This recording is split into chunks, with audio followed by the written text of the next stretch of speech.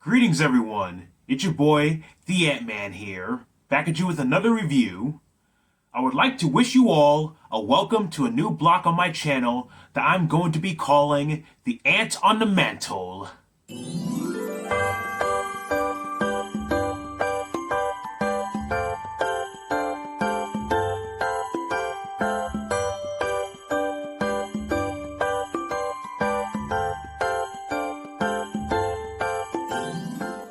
I hope all of you so far are having the happiest of holidays.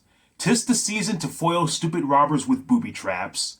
That means it's time to strap up and bring out the micro machines.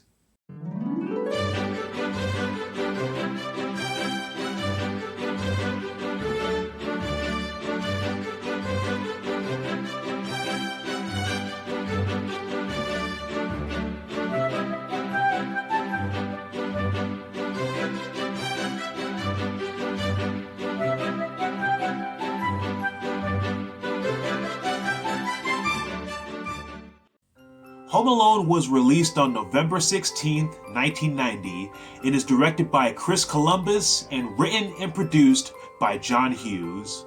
The film centers around a boy named Kevin McAllister, played by Macaulay Culkin, who is accidentally left behind by his family when they leave for Christmas vacation to Paris. At first, Kevin seems to enjoy his freedom, getting to stay up late, eating sugar and sweets, watching gangster flicks, etc. However, things start going south when the neighborhood is targeted by two burglars, Harry, played by Joe Pesci, and Marv, played by Daniel Stern, known as the Wet Bandits. They plan on hitting Kevin's house for a robbery as well, since Harry has been wanting to do that after he first laid eyes on it. Meanwhile, Kevin's mother, Kate, played by Catherine O'Hara, desperately tries to return home to her son by any means necessary. She eventually gets the help of a musician named Gus Polinski, played by John Candy, who is a part of a polka band. He offers to drive Kate back home to Chicago alongside the band, and she is, of course, thankful. Back home, after Kevin overhears the bandits' plan, he decides to defend his house with booby traps he puts together himself to give his visitors a nasty surprise. As you can imagine, when things are set in motion, hilarity ensues. Now, if there was one word that I would use to describe Home Alone, it would definitely be charming. The film does have a lot of genuine emotion to it, and that shines through the portrayals of these characters. Kevin McAllister is, no doubt, one of the best kid protagonists in media. At first, you can definitely see why his own family could get a little sick of him.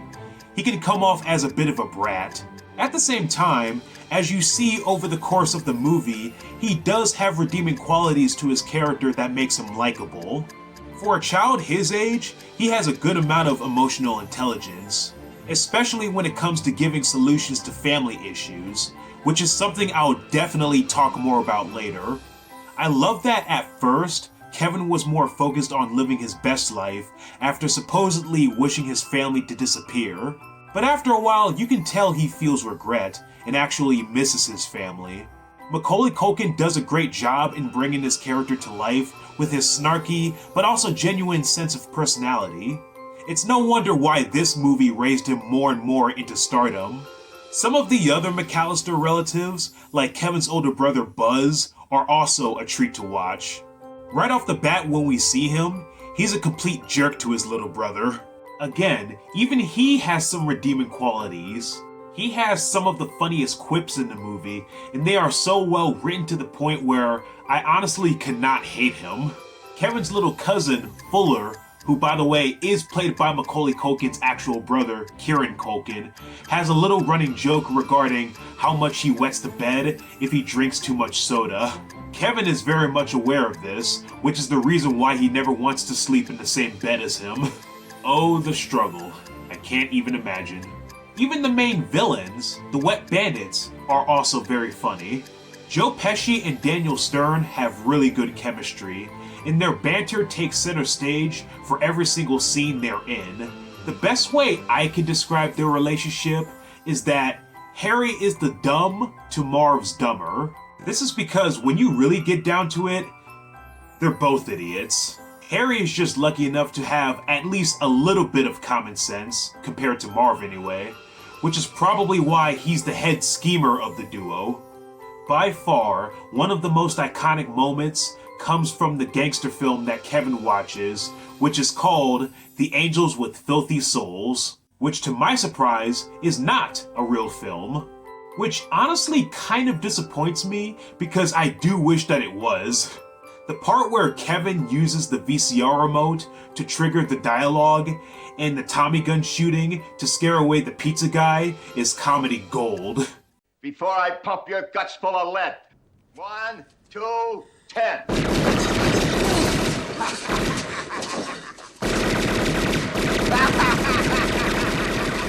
Damn. And I thought Michael Jackson in the Smooth Criminal video was too trigger happy.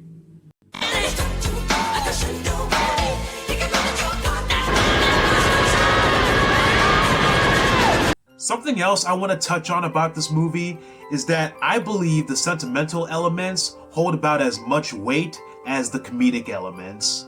Of course, with this being a Christmas movie, you would need at least some heartwarming elements to make it feel meaningful. And I believe this movie has it down packed perfectly.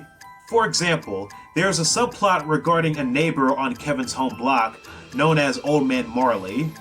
Early on in the film, Buzz tells Kevin a made-up story regarding him supposedly being a serial killer called the South Bend Shovel Slayer. Throughout the movie, whenever Kevin catches sight of him, he's always giving a creepy glare at him.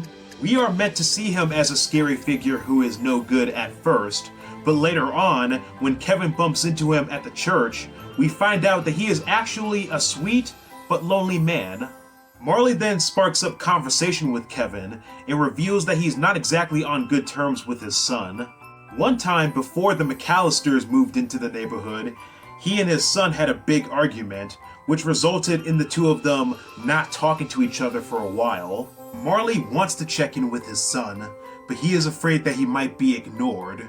Kevin advises him that even if his son doesn't pick up the phone, he'll at least know that his father called. If I'm being honest here, when I was younger, I didn't realize how mature this scene truly is. Me being a child who would watch Home Alone religiously, I would mostly be looking forward to the slapstick with the booby traps. But the older I've become, the more I appreciated this scene.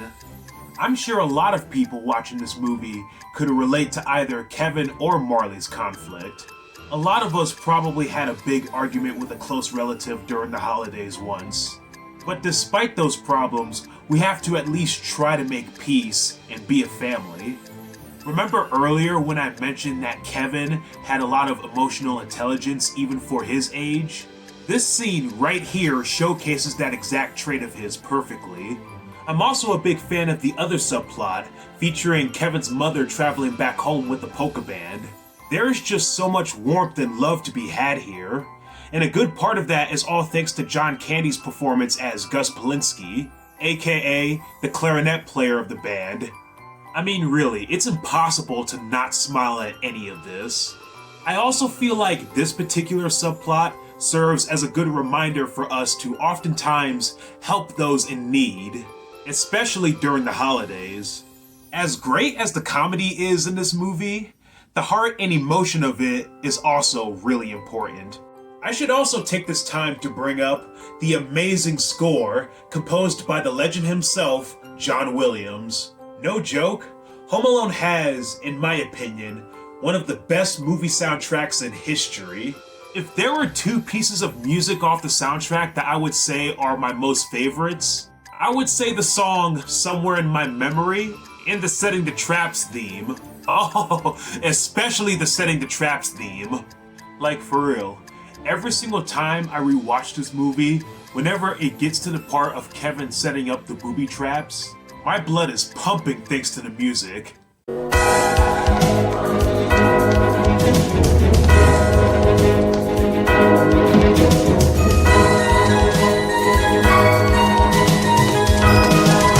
Music to my ears. Awesome. Just awesome. And since I did bring them up, I think now is about time I finally talked about the booby traps themselves. One thing's for sure, These bandits definitely get their behinds handed to them. My boy Kevin definitely took advantage of the situation and used whatever was in reach. Everything from the Christmas ornaments on the floor.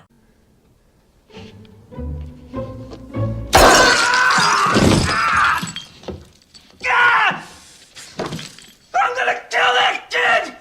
To the iron attached to the string.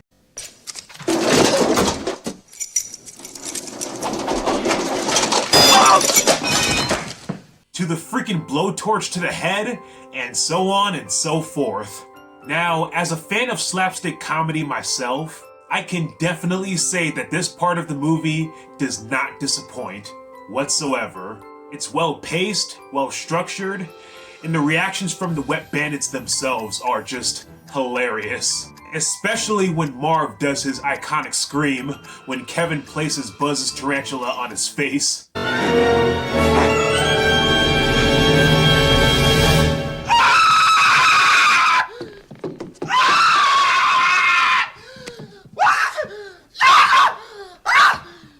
My god, that kills me every time. Hella iconic in the best way possible.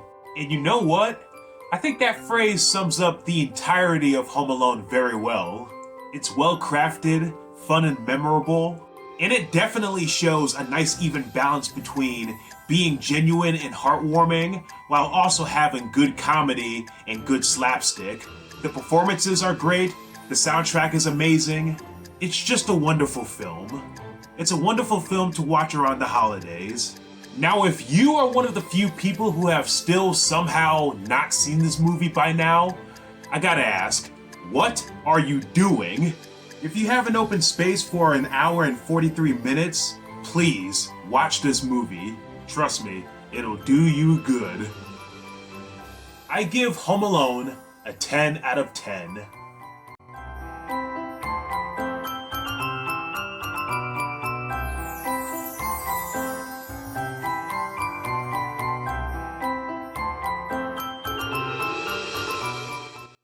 Thank you all so much for watching today's episode.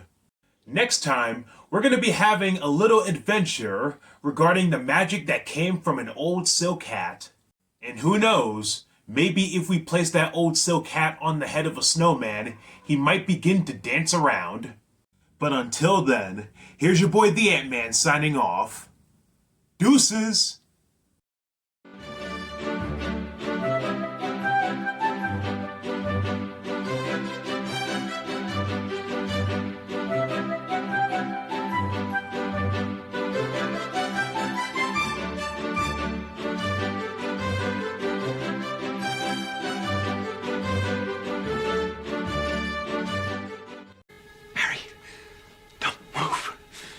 Marv? Don't. Marv, what are you doing? Marv.